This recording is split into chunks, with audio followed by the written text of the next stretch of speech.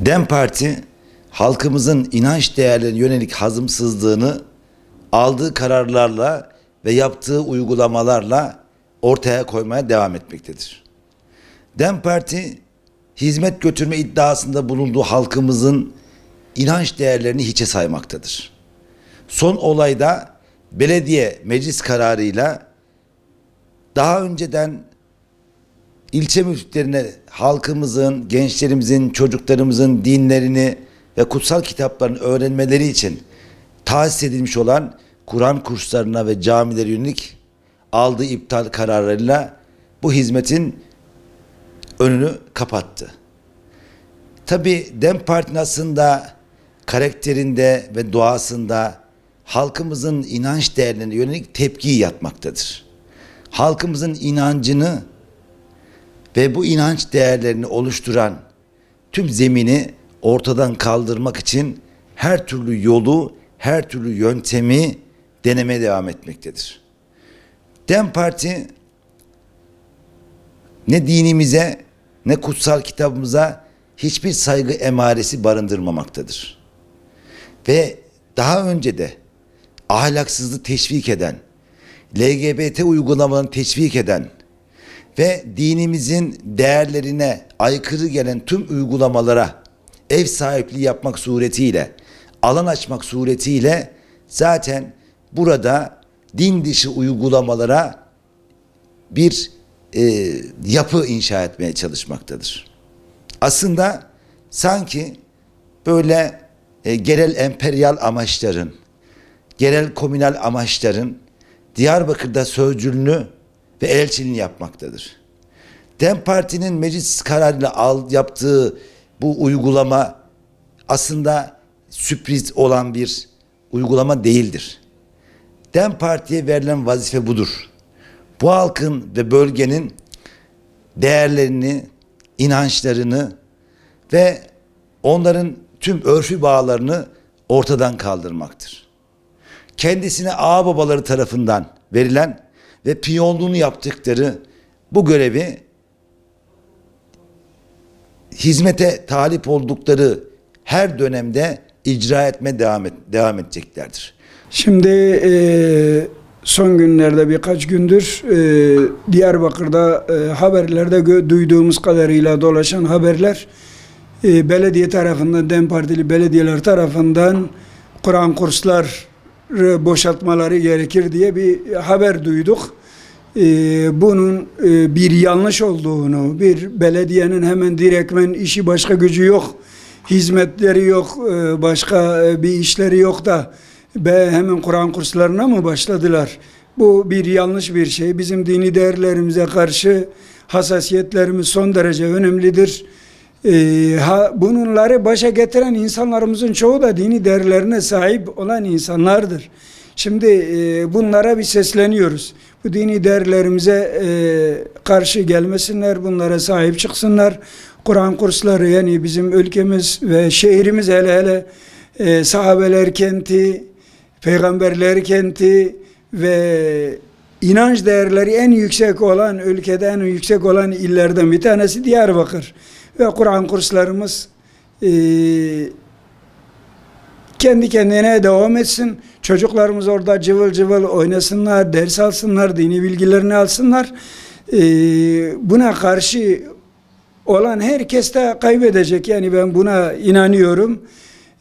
Çünkü Cenab-ı Allah'ın kitabı olan Kur'an-ı Kerim'e engel olmak gerçekten de o engel olan kişilere büyük bir tehlikeye girecekler. Bunlar bir zarara uğrayacaklar, kaybedecekler. Onlara seslenmiş bizim STK olarak, Din Bir Sen olarak biz diyoruz ki bu Kur'an kurslarını el atmasınlar. Başka belediyecilik işlerini yapsınlar. Yani başka işleri güçleri varsa onları yapsınlar. Kur'an kurslarına dokunmasınlar diyoruz.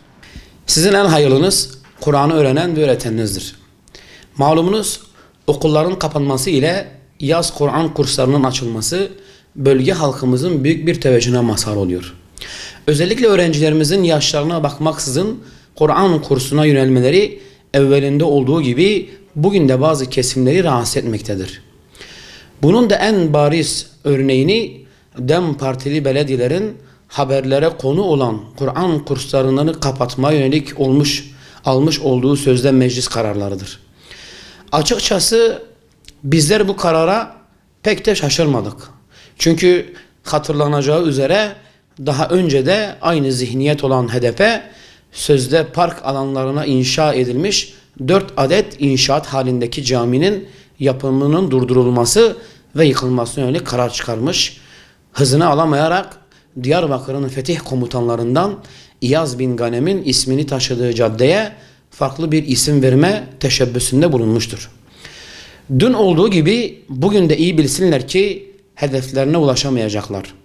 Allah'ın kitabı dünyanın doğusunda ve batısında Müslümanların rehberi kalacaktır. Kur'an'ın nurunu söndürmeye kimsenin gücü yetmez. Kur'an kurslarını kapatmaya çalışanlar ancak sakal ve bıyıklarını yakarlar. Yüce Kur'an ile fikren boy ölçüşmekten aciz kalan bu zavallılar onun öğrenilmesi ve öğretilmesi yoluna set çekmekle onun yasaklanabileceğini ve ona zarar verebileceklerini zannediyorlarsa yanılgı içerisindedirler. Emperyalizme ve İslam düşmanlarına hizmet eden bu zavallı güruha şu mesajı da vermek istiyoruz.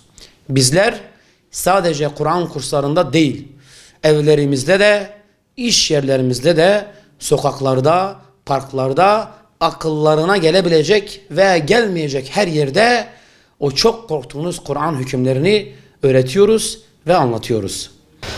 Bu karar son derece yanlış bir karardır. Aziz şehrimiz Diyarbakır, biz son 30 yıl önceye kadar İslami kimliğiyle bildiğimiz bir şehirdir. Mayası İslam üzerine yorulmuş bir şehirdir. Diyarbakır fethinden sonra Kürtler İslam'la şereflenmişler ve hep en ön tarafı, en ön saflarda sancaktarlığını yapmışlardır.